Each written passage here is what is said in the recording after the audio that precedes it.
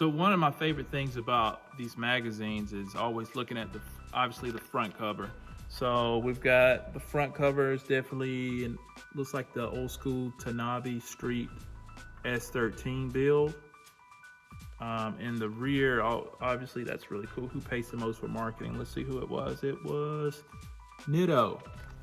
So Nitto was paying the most for marketing back then. 225 30 20. That's definitely VIP style Civic or Accord.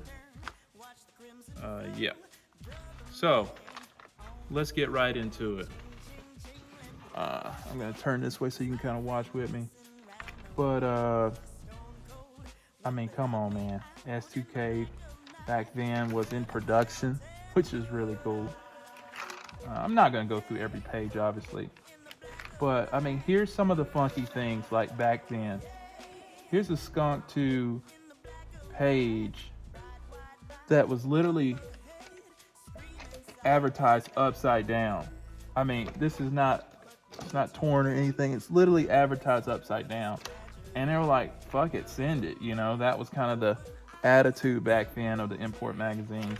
Literally, you can see it's just that one. Just that page.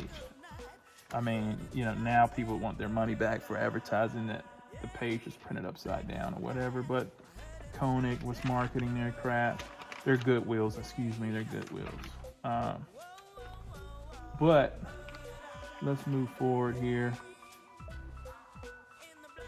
So some of the feature cars we have here, the main feature cars is the obviously the S15 front end, S13, and it's like an Integra Type R, a really sweet 11 A86, which is a USDM spec, because I can see it's left-hand drive, and this looks like a 350Z here.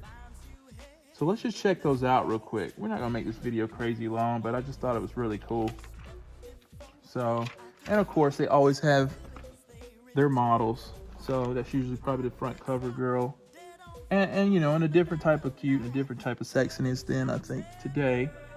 But definitely cool look. Let's see, let's get to the featured cover car. Oh, before we get there, remember, you guys gotta remember Wheel Guys. Wheel Guys had all cool wheels, basically, in my opinion. Very nice wheels for a very affordable price. So they didn't deal with like Rays and big names, but they had like your Tenzo R's, your BSAs, and drags, stuff that guys like myself could afford back in the early 2000s if we saved a couple checks. But the style was really cool. I mean, look at these BSAs, those are pretty sweet. I wish that kind of stuff was still around.